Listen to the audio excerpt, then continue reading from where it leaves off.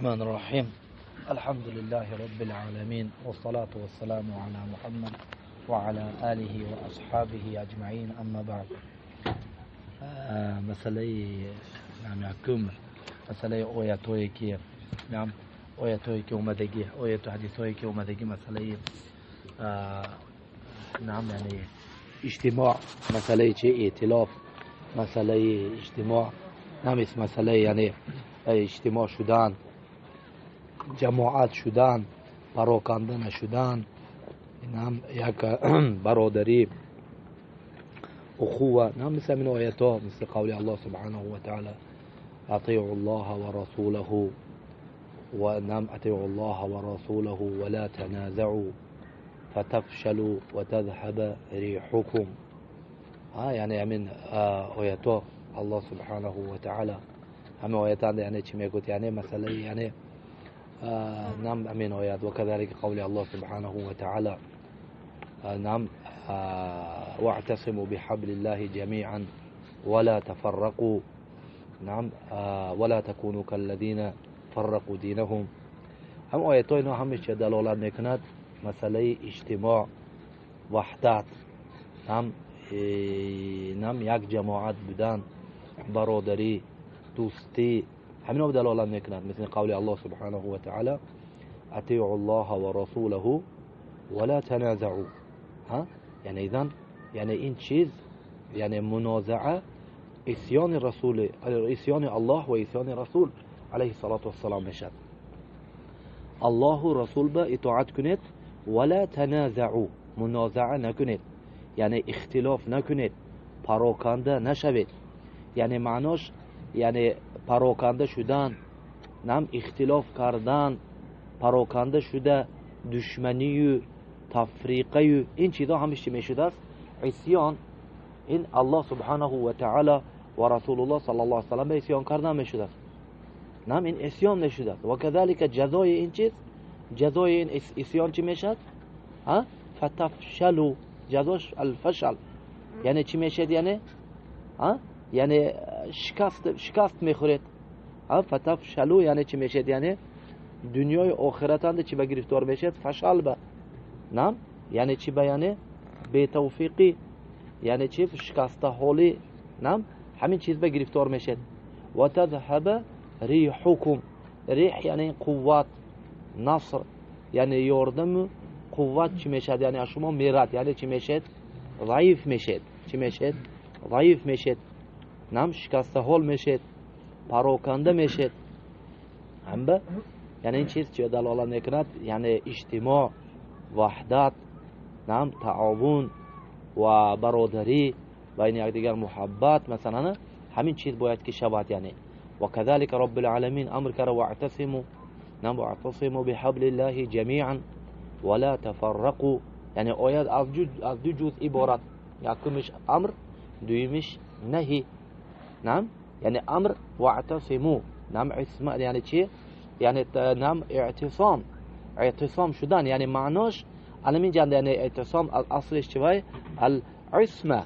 العصمة يعني چی؟ نجات یافتن. يعني يعني خلاص چنده میشد؟ يعني جماعتنده. يعني چی؟ همراهی جماعت شوید دارید. يعني طبعا حبل اون جنده يعني اهل تفسیر یک چند تفسیر دارن. نعم مثل نعم ابن مسعود رضی الله تعالی عنه حبله به چی تفسیر کرد؟ با قرآن و سنت. با قرآن و سنت یعنی همراه قرآن و سنت یک تا شوید. و كذلك ابن عباس رضی الله تعالی عنه حبله به چی تفسیر کرد؟ حدیث سماک الحنفین ده حبله به چی تفسیر کرد؟ با ولات، یعنی همراه حاکم ها، همراهی یعنی سردارای دولت یک تا شدن، یعنی نعم خروج نکردن. یعنی ایدان همین آیات ها چی به دلالت میکند؟ جماعت به. نعم جماعت به. نعم و كذلك حدیث به اسناد صحیح تاریخی واسطه ده اومدگی که حدیث از طریق عبد ابن ابی لبابه رحمه الله، یعنی از کی روایت میکند؟ از مجاهد عن ابن عباس رضی الله تعالی عنه قال رسول الله صلی الله علیه و آله و سلم اذا لقي المسلم اخاه فأخذه بيده وصافحه تناثرت خطاياهما من بين أصابعهما كما يتناثر ورق الشجر نعم في الشتاء كما يتناثر ورق الشجر في الشتاء نعم همین اندسون عبد میگوید که مجاهد میگوید که انه لا يسير اذن انه لا يسير اذن انه لا يسير اذن بیاد میگوید که مجاهد میگه لا تقول هكذا لا تقول اما تسمع قوله سبحانه وتعالى وألف بين قلوبهم لو أنفقت ما في الأرض جميعا ما ألفت بين قلوبهم ولكن الله ألف بينهم. یعنی رسول صلی الله علیه و سلم میگوید که اگر مسلم واخورد، یعنی دو برادر واخورد از دستش گرفته مصافحه، از دستش گرفته یعنی دست داده چی سلام علیک کرد، یعنی مصافحه یعنی دست داده از دست گرفته السلام علیکم گفته. اگر همین کار کند یعنی واخورد یکم دویم از دستش گرفت یعنی مصافحه از دست گرفته به دست تونی صافحه خود به دست گرفته سلام علیک کرد. اگر همین کار کند هر دوش گناهش میریزد چخیلی که برگ درخت زمستاننده. حاضر بهارنده بینید درخت چخیل کپ بود پوری در اما مثلا حاضر ینورنده بینید یعنی درخت چه میگوید که این 5 ماه 6 ماه پیش بودگی برگا کنی نمی برگ نمیبینید، درخت چشدگی خالش دیگه برگا علمی خیلی اینایی هم چی میشن گناه ها خال میشن چخیلی که درخت زمستاننده اب برگاش چی میشد خال میشد، یعنی تمام گناه ها چی میشد بخشیده میشد، طبعا گناه های صغیره همیننده. یعنی این که گفتم یعنی عبد ابن ابی لباب رحمه الله روایت میکرد، عبد میگوید که شیخش به مجاهد ابن جبر میگوید که این چیزی آسان هیچ گم نه، کوچه میبری دست میگیری السلام علیکم میگویی خلاص کار تمام. بیاد میگه که مجاهد میگه که لا میگوید این خیلی فکر نکن میگوید قول رب العالمین نشونیدی که الله سبحانه و تعالی چی میگوید، یعنی الله سبحانه و تعالی بین دلهای وایها چی کرد جمع کرد، الف بین قلوبهم، یعنی رب العالمین جمع کرد بین دلهای اینا. اگر تو یعنی روی زمیننده بدگی چیز تمام روی زمیننده بدگی چیز طلای نقره تمام این مجوهرات و سنگ‌های قیمت بها همه این چیز اگر صرف میکردی نم دل اینها چی بین دلاشون جمع کرده نمیتونستی تو.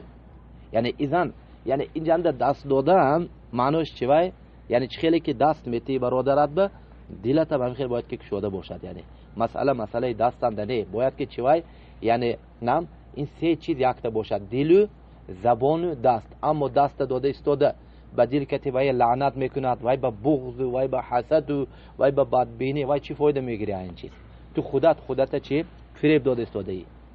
فهمیدید؟ هم به الله تعالی میگه که الله بین دل های وای یعنی بین صحابه ها چه انداخت، یعنی محبت انداخت، جمع کرد، تألیف کرد، یعنی تألیف قلوب کرد، دلاشته جمع کرد. اگر تو روی زمینند بدگی چیزهای همیشه اگر میدادی بین دل وای ها چه جمع کرده چه نمیتونستی، بین دل وای ها چه جمع کرده نمیتونستی، لیکن الله سبحانه و تعالی وای ها چه جمع کرد. برای همین این اجتماع این نعمت بزرگترین یعنی اجتماع همراهی چی باید که شود، یعنی همراهی یعنی چی یعنی نه محبت، یعنی یکدیگر را دوست داشتن، یکدیگر را یعنی چی یعنی یعنی غل و نم حقد و بدبینی و حسد و یعنی خیلی چیزا باید که نباشد دلنده. اما مثلا دست میتی با دست کتی السلام علیکم گفته میتی دلت انده یعنی یک چیز میداریم برادرت به میگوی که این از قبیله من نه، این از ملت من نه، این از شهر من نه، این از رنگ من نه، این از نسب من نه. وای چی میشد یعنی اینان چی میشد، یعنی هیچ خیل مثلا این حدیث فضیلت چی برای میدارای تو ایننده. همین به عبده میگوید که نم فعرفت فضل علمه على غیره، همیننده من فهمیدم میگوید علم مجاهده میگوید همیننده فهمیدم که مثلا چی علمش یعنی حقیقتا چی بوده دقیق، علمش عظیم بوده. این تابعی جلیل مجاهد ابن جبر المکی صاحب ابن عباس رضی الله تعالی عنهما. اذن این حدیث چه دلالت میکند باید که یعنی چی دل یعنی چی باشد، یعنی برای برادرها چه تازه باشد، یعنی نم هیچ وقت دلت یعنی اهم میشه، یعنی چه خیلی که دستت مثلا تازه کردی یعنی دستت داده سلام علیک میکنی به برادرت ضد برادرت دست نبرداشتی و کذالک به زبان دیگه گپ خوب بعد نمیگی برادرت به کذالک دلت تازه کن. هیچ وقت دلت یعنی چی حقد و حسد و این خیلی چیز گرفته نگرد که این چیز پیش از این چیزی که تو برادرت به نم یعنی ما طبعا درباره که افتادیم برادر اهل سنت و الجماعه یعنی چه بین اهل سنت و الجماعه. یعنی تو وقتی که برادرت به یک بدبینی، یک غضب، یک حسد، یک کیر داره، یعنی این چیز فهم که وای به یگون خیلی ضرر رسوندن نمیتونه، این نما خودت میکشه این چیزه. هم به ابن حزم رحمه الله میگوید که این چیز میگوید سبب مثلا چه امراض میگوید، یعنی جسمانی و روحانی میشد. یعنی سبحان الله ابن حزم رحمه الله 1000 سال پیش از این چیزا گفته. حاضر میگون که همین چیزا اثبات کرده، میگون که این چیزا یعنی عصبی آدم به نیر و به مثلا چی به یعنی کسل هم چیزا با همش کسل قند و کسل داولین هم چیزا با همین سبب میشه چی همین حسد و خیلی بدبینی و غضب و همین چیزا. یعنی سبحان الله این چیزا ابن حزم 1000 سال پیش از این تونسته. یعنی چیز یعنی همه یعنی خوشبختی جسمت و روحت این چنده قرآن و سنت انده. یعنی چیز فهمیدن، یعنی برای همین یعنی هیچ وقت یعنی اهل اسلام به اهل سنت به هیچ وقت دلتان یک غل، یک بدبینی، یک چیز گرفته نگرد. یعنی باید که چی شود، یعنی اهل سنت باید که جمع شوند، باید که چی شوند، یعنی جمع شوند. اما این خلافایی که مثلا های خلافای مثلا فقهی چیزا های یعنی حاضر نم این چیزا مثلا هیچ وقت اهل سنت این خیلی بدبینی چی به نمیبرد. یعنی خلافای فقهی مثلا نم مسئله سفرنده، یک تاش میگوید که 4 روز، یک تاش میگوید 15 روز، یک تاش میگوید 19 روز، این چیزا یعنی این پیش بود تو حاضر های این چیزا یعنی چی نم این خلافا هیچ وقت بدبینی و دشمنی با باید که اهل سنت چی نبرد. یعنی این چیز فهمیدید؟ یعنی همین به یعنی مهم جدا که یعنی برادرها چی باشند، یعنی جماعت باشند. همین به چی گفتیم، یعنی جماعت دو خیل میشد، جماعت دین و الجماعه فی الدین و جماعه فی الابدان، فی الادیان و فی الابدان. یعنی جماعت دیننده و جماعت بدننده، هر دوش چی گفتیم یعنی متلازمتانی، جماعتان متلازمتانی بحيث احداهما تستلزم الاخرى. یعنی جماعت دین یعنی همین چیز مثلا خطرات چیز بنشون میتونه جماعت دین، یعنی دیننده که اگر تو جماعتنده باشن برادر مثلا میبینه بین دو برادر چی یعنی یک بدبینی، یک جدایی میبینیم، یعنی یک دیگر کتی روی بیهون نه، یک دیگر چیز نه. یعنی وقتی که میپرسه میگه که نه مشکل نه، هممون یک عقیده، یک درس میریم، یک کتاب بخونیم، یک مشایخ خوب حضور میکنیم. یعنی مثلا طيب این اگر باشد طيب با بدن هم باید که جمع شود، با بدنت که هم باید که جمع شود. یعنی باید که یک جا شینید، یک دیگر زیارت کنید، یک دیگر خبر گیرید، یک دیگر مثلا چی یک بیناتون چی باشد، یعنی معانسه و یک الفات باشد. یعنی معناش که بدن که جمع نمیشد ایدن اکید که چی اینجنده دیننده اشکاله. یعنی اکید که یعنی چی میگیم، یعنی مسئله اینجنده دین. یعنی اعوذ بالله نسأل الله العفو والعافیه. مصداق این قاعده قول نبی صلی الله علیه وسلم الارواح جنود مجنده فما تعارف منها ائتلف وما تناکر منها اختلفت. یعنی اذن ارواح یک مثل عسکر بر این چیز لشکر که خیلی که دایم از اون خودش به مثلا چی میکند، یعنی میکشد، یعنی دایم باید که همراه خودش باشد. علمی خیل ارواح مثلا اگر که تو خودت از اهل سنت از اهل سنت جماعه حساب کنی دایم یعنی چی دلت گجاب گرم گجاب کشاله میکند توی جلب، یعنی اهل سنت به وقتی که همراه اهل سنت میشینی یعنی هر تا که وای نفهمی که حتی که وای چی نفهمی که یعنی چی راحت میابی. چی میابی یعنی راحت، یعنی یک چی میشی یعنی یک استئناس و یک راحت و یک لذت میبری. و اما که مثلا نعوذ بالله اهل بدعت دید یا حقیقت یعنی چی، یعنی یک ثانیه یک دقیقه شیشته نمیتوند حقیقت. برای همین این باید که یعنی بین اهل سنت بین برادرها چی باشد، زیارت ها باشد، روی بیا باشد، معامله باشد.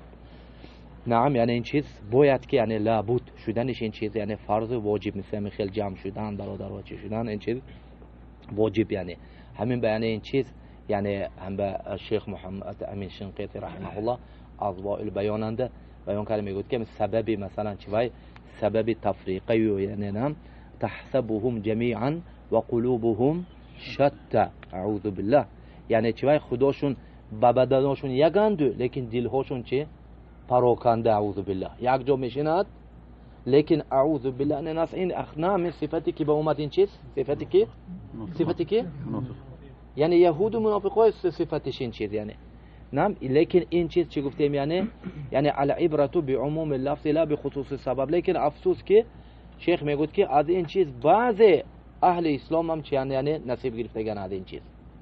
نعم یعنی فهمید؟ یعنی چی مثلا میبینید یک جنده یک درس میرد یک جو میرد لیکن چی شیطان مثلا این وادینده ویش وای وادینده، یعنی یک دیگر با بدبینی یک دیگر با یعنی همین خیلی چی سببش چی همین چیزا میگو چی سببش دوام آیات ذلك بانهم قوم لا يعقلون دوام آیات همین خیلی ذلك بانهم نعم قوم لا يعقلون برای که وای ها عقل یعنی معناش میگوید این چیز معناش این پراکندگی و تفریقه و این بدبینی و این حسد و این چیز ضعف و قلت العقل یعنی عقل نبودنش عقل چی نبودنش عقل ضعیفیش عقل یعنی چی ضعیف یعنی کم بودنش به دلالت میکند یعنی معناش که عقل ندارد که بین چی بین حق باطل فرق کنند بین یعنی چی چیز فایده میرسوند چی چیز بین ضار و بین نافع